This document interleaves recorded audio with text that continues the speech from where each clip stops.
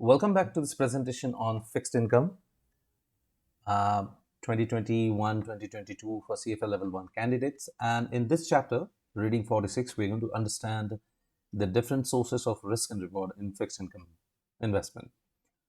Before we begin, student candidates are advised to pause the video and go through the disclaimer page.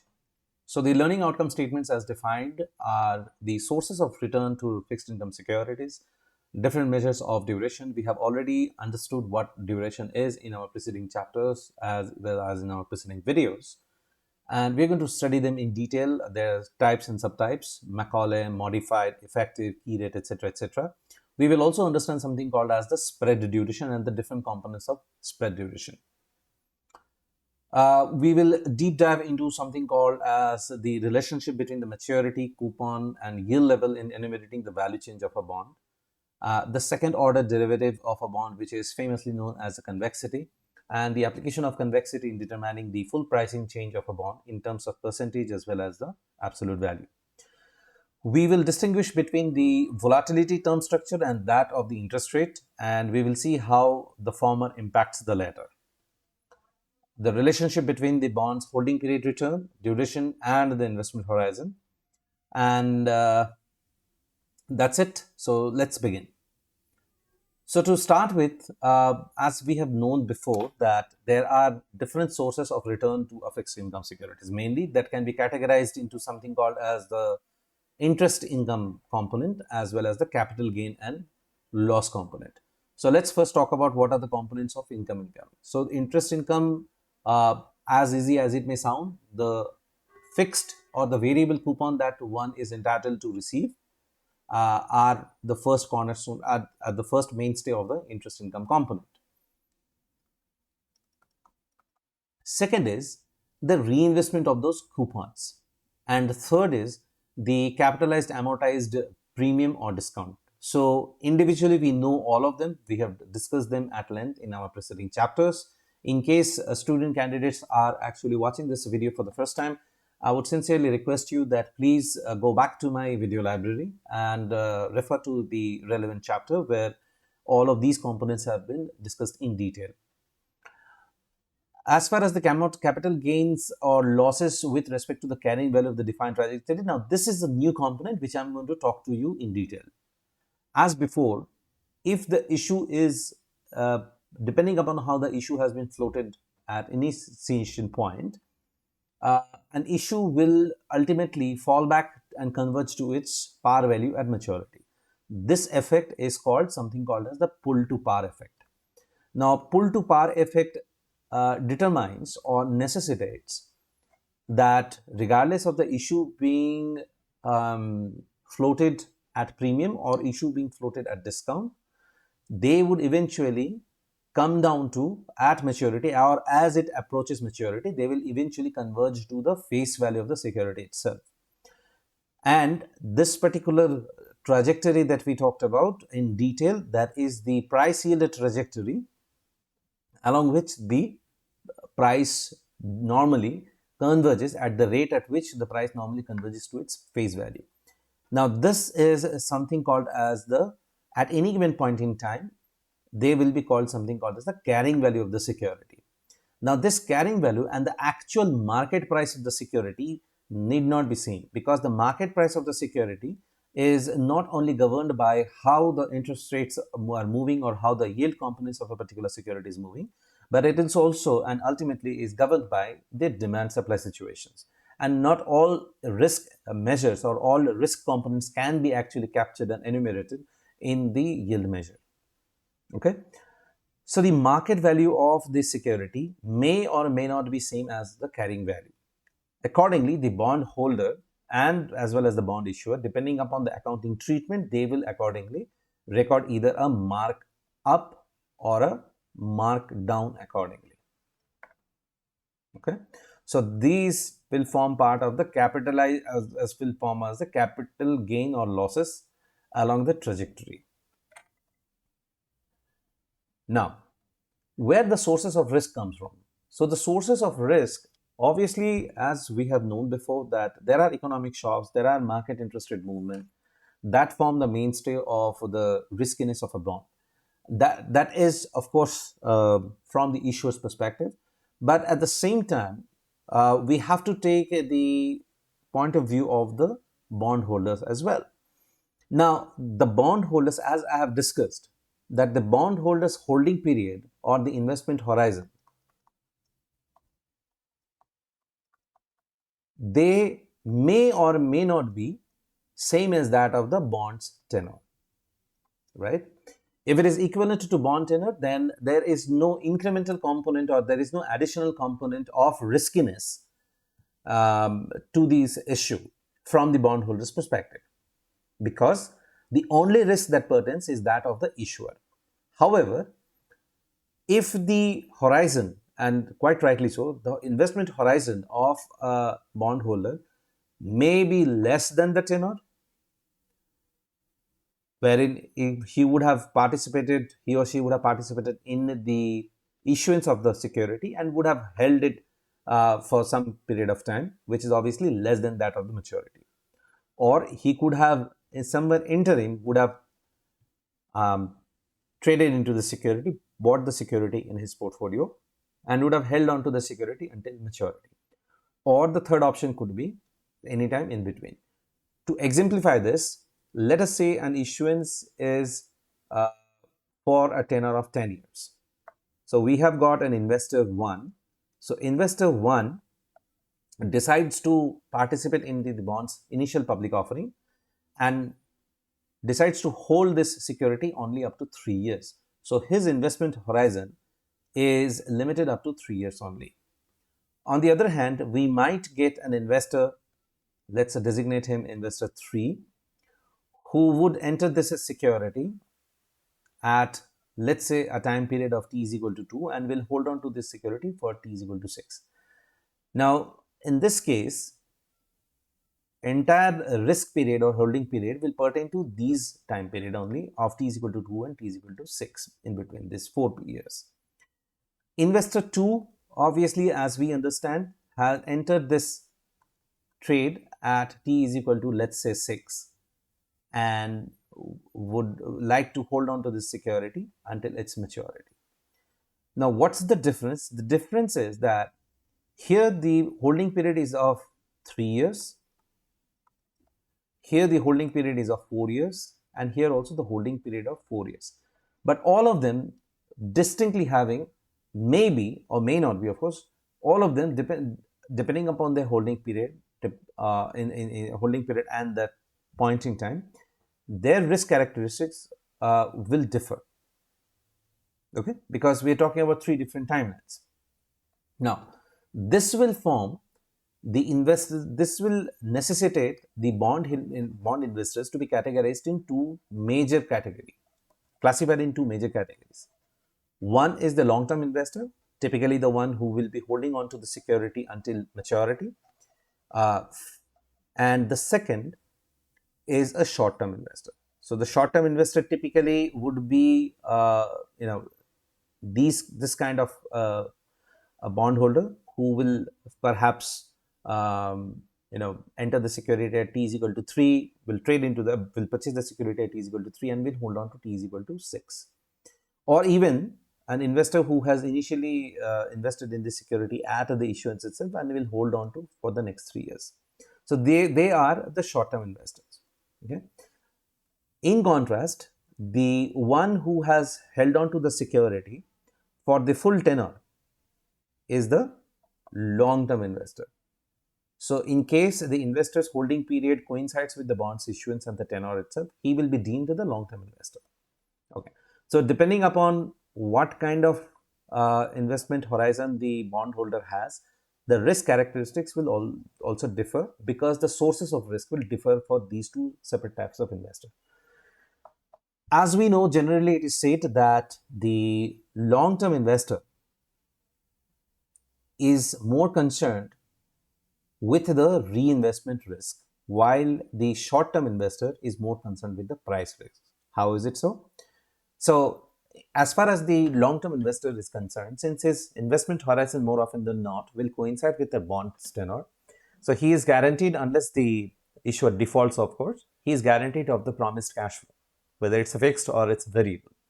The problem is, and he's also guaranteed of the face value that he's going to receive. The problem comes from elsewhere, because these coupons, these cash flows that are being received, the bondholder, the long-term bondholder, must find suitable avenues to reinvestment back, so as to earn at least the same amount of yield as he was enjoying in the basic primary security itself. So, for instance, if this security is issued to yield, let's say, 10%, with periodic coupons being paid annually. So, and if we are talking about a long-term bondholder who is receiving 10% of his invested capital, so every time that he receives this money, he must find a suitable avenue wherein he is at least guaranteed, or he can at least expect to receive a yield of at least 10%, right? Is there a guarantee to it? Of course, there is no guarantee to it. Since there is no guarantee to it, hence the long-term investor is more concerned with the reinvestment risk.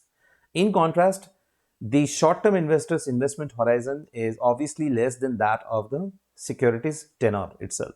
Hence, for a couple of important reasons, reinvestment risk is not that much of a significance. What are those important things? First and foremost, he is not going to receive the full number of coupons as in his interim cash flows, for obvious reasons, because his investment horizon is obviously less than that of the tenor of the bond itself.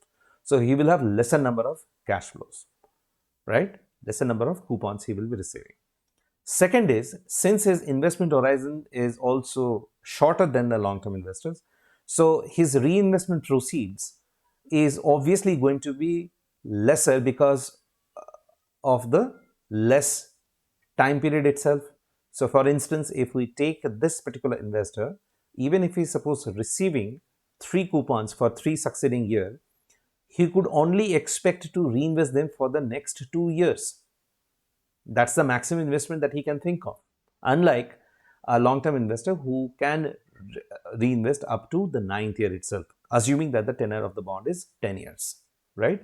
So, for these two important reasons, he is less concerned about the reinvestment proceeds. Mind you, I have not said that the reinvestment risk vanishes altogether, but what it does is that the propensity, the component of the reinvestment risk in a short-term investor's portfolio reduces considerably, becomes less of significance. In contrast, the price risk takes precedence. What we mean by price risk? So, for example, suppose, coming back to this example again, if the short-term investor would have participated in this security program when it was first issued in the market, and he holds on to the security for 3 years. So, going back to this trajectory curve, if the market interest rate does not change, regardless of the bond being issued at premium or a discount, he would exactly know at the end of 3 years what he is going to receive. So long as the market interest rate does not change, the yield, more precisely, the yield of the security does not change for his investment horizon. He would exactly know what he is going to receive, and that is as per the trajectory. But since we already know that that is a lofty expectation, the market value of the security need not coincide with the theoretical trajectory price of carrying value, right? So, emanating from that is something called as the price risk. So, he is unsure of that when he finally gets rid of the security, trades the security back into the market, sells the security, what price he is going to receive. Is he going to receive something similar to what the price yield trajectory predicts, or he is going to receive something less than that, or he is going to receive something more than that? This volatility will give rise to something called as the price risk. I hope that this explanation would have been more than sufficient for you to understand what is meant by these two different types of risk. The other notes are that these two risks are obviously counterproductive in nature. Okay, because as you may understand, when the reinvestment risk works in favor of the long-term bondholder, when the interest rate is rising, because at a heightened interest rate, at an elevated interest rate, he would obviously cash in more because of the higher reinvestment proceeds, right? In contrast, the short-term investors would suffer more if the interest rate rises, because for him the reinvestment proceeds are not much of significance, or even if the reinvest proceeds is something that he wants to look forward to, they would be insufficient to compensate for the loss that he would suffer should the market interest rate rise proportionately high. Again, looking at it from the reverse angle, if the market interest rate declines, the price of the security the at the end of the investment horizon for a short-term investor would definitely go up, because it's the same old price yield relationship. So in this case, the short-term investor will definitely benefit out of a declining interest rates. So these two risks are counterproductive in nature. It should not be surprised that at maturity these two risks completely nullify each other, because at maturity there is no risk called as reinvestment risk or price risk.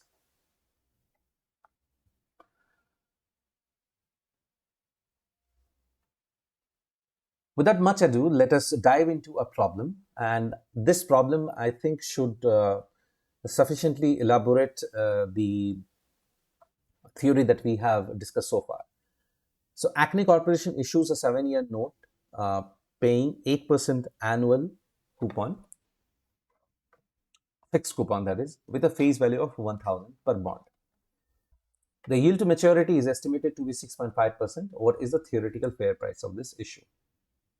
And then there are 3 scenarios that have been given. After issuance, just before the first coupon is received, the market interest rate jumps by 150 basis points. The same is expected to remain constant for the next 5 years, at which point the market interest rate may increase by a further 50 basis point and is expected to remain constant till redemption of the issue.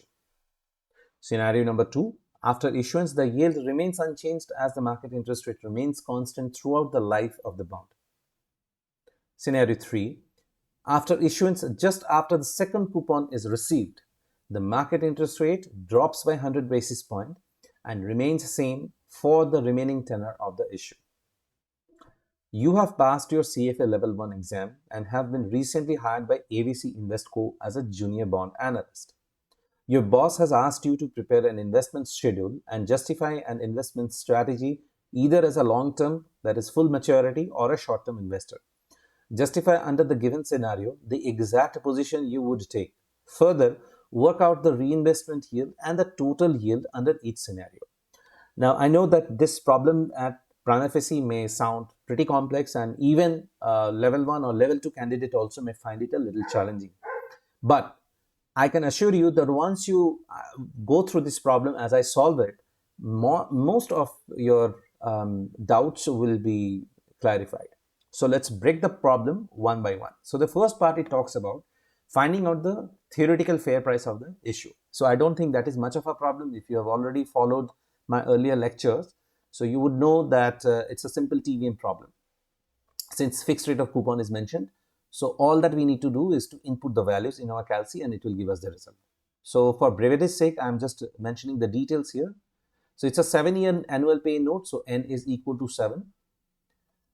Coupon is equal to 8%. That means the periodic cash flow payment is 8% of face value. So that would be 80. Remember, this is an important thing that you need to understand, that the PMT or the payment part will always be in absolute terms. Make no mistakes, these are cash flows. So many a times, I do see student candidates sometimes confusing this, misinterpreting this with the interest. No, it is not the interest rate. It is the absolute value that you need to input in your calci. Face value, of course, is as mentioned as 1,000. And the market interest rate, or in lieu of market interest rate, we will mention what is more appropriate, the yield to maturity at 6.5%. Now, given all of these inputs in your calculator, you could simply calculate the present value of the bond. And since I have already done it at my end, the present value of bond is something close to 1082.267. Roughly, we could say it is about 1082.3 or 1082.27, as the case may be. Remember, one more important aspect is that unless the question actually delves and specifically asks you to determine any calculation or finding out an answer right up to 6 decimal places or 5 decimal places, approximation works beautifully well. And it is generally accepted in the industry as well. So don't break your head on this. So this is the theoretical fair price of the issue. So first part of the problem is solved. To answer the second part, we would need to first draw the timeline and time scale and try and understand that what is being talked about. So in this slide, in this worksheet, I'm going to do it for you. So it says that after issuance, just before the first coupon is received, the market interest rate jumps by 150 basis points. Okay. So first, let's draw the timeline. So the timeline is, it's a 10-year security, right? It's a 7-year security. So we will have t is equal to 0 to map to t is equal to 7. T is equal to 0 to t is equal to 7. So it's an annual pay. So I don't see much of a hassle.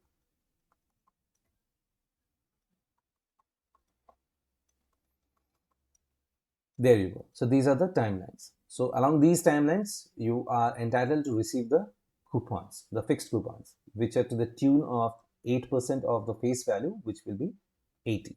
So here the face value is designated as $1,000. I'm doing away with the currency denomination. So here you're going to receive 80, which is the fixed coupon, 80 here, 80 here, and so on and so forth. And the last coupon of 80 here along with the face value. Okay. Now what is being said? It is said that after issuance, we are talking about the scenario 1, after issuance, just before the first coupon is received, the market interest rate jumps by 150 basis points. And the same is expected to remain constant for the next 5 years, at which point the market interest rate may further increase by 50 basis points and is expected to remain constant till redemption of the issue. Okay. So let's understand in such a scenario what would be the value of the security once the market interest rates have jumped, and what would be the reinvestment yields, what would be the actual total cash proceeds for a buy and hold kind of an investor. Okay. So just before the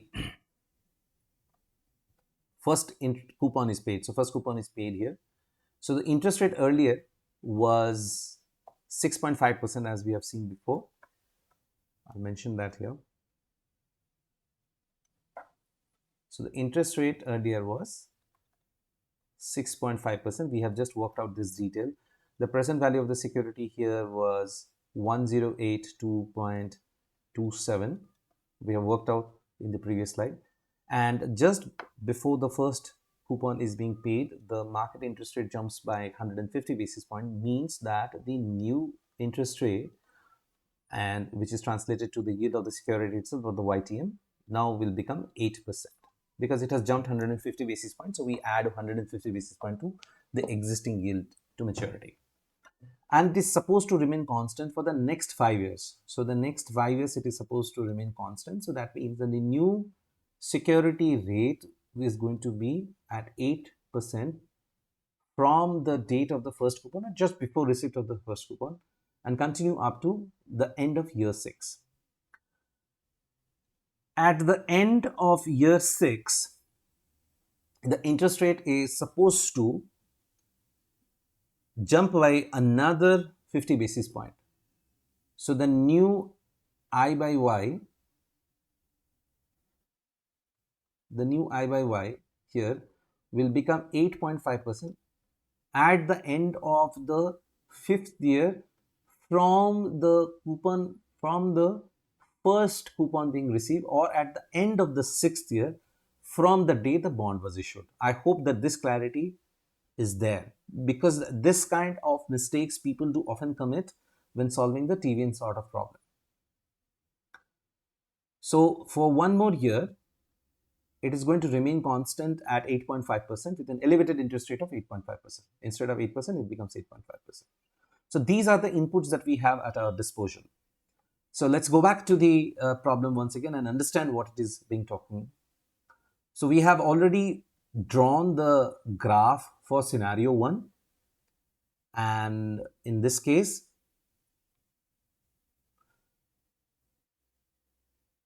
we have to calculate the reinvestment yield. We have to work out the reinvestment yield and the total yield under each scenario. So this is our problem statement. So how do we solve this problem now? Okay. So we know a couple of things. One is that where the initial investment for us is this one. This is what we have to invest, and since the bond is a fixed coupon paying bond, so we are entitled to receive fixed amount of 80 every year end. Okay. So under this assumption, we will I'll take a break right now and I'll come back to you